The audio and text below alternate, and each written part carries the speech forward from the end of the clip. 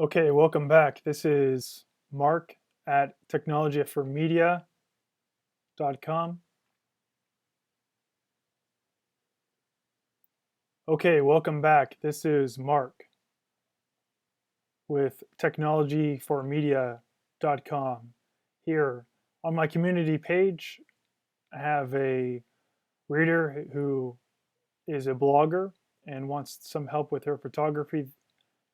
Her two programs she has is Photoshop and Picasa, and I wanted to make this video to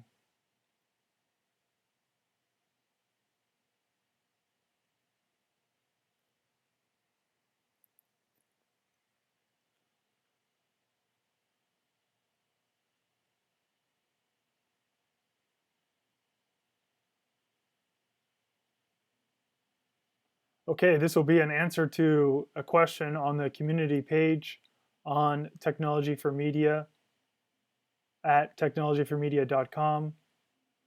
This is a blogger who is able to take pictures at good composition, good exposure, but I wanted to give some advice about post-processing. She uses Photoshop and Picasa, so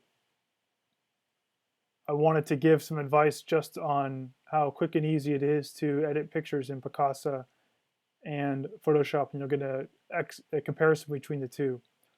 So I brought a picture of mine into Picasa. First thing to take notice of is coming over to the finely tuned tab. You can see your histogram here, and at the dark luminances you can see that there's the black area is not defined very well, so you want to bring all these pixels, all these luminance down, so that's bringing up the shadow on this application. Seems strange you'd want to darken this image, but what you're trying to do is trying to define that black point somewhere more useful for your subject. And again, the white area is defined with green pixels at right here, lost some data right there. The closest useful white that I could imagine is right here, where red and green come together. Red and green is yellow. So somewhere that's yellow in this picture is where we should define the white. So let's bring the highlights. So I'm blowing out part of the sky. This is just an example. You can see the picture has more pop to it. There's a lot of limits with Picasa 3. Photoshop a lot easier, same image, easier to do my white balance adjustment here. Now I'm going to create a new adjustment layer. I like curves because you can see the histogram while you're working.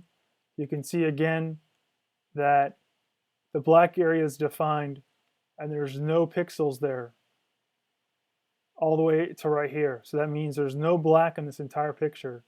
You want to make sure that at some important place in your picture you have black defined. So this would be the minimum place for black. Now if you didn't mind losing this information somewhere on this picture that's dark, you'd lose this information, then you can define black all the way to here. You can see that I've lost information in this trees. Doesn't look right. I'll bring that back. It's too important to the subject, which are these ferry boats, to show the setting. So I brought that back. And again, in the highlights, there's no white defined. The first white, the lightest pixel is right here. So I'm going to bring the white down,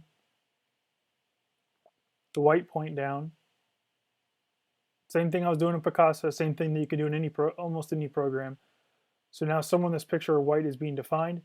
And now on this, I want to add a little bit more pop, create an S-curve, create a selection, use the arrow keys, bring it over a little bit, make another selection, come over. There's what's known as an S-curve, adds contrast. You can see the before, dull, and the after, pop.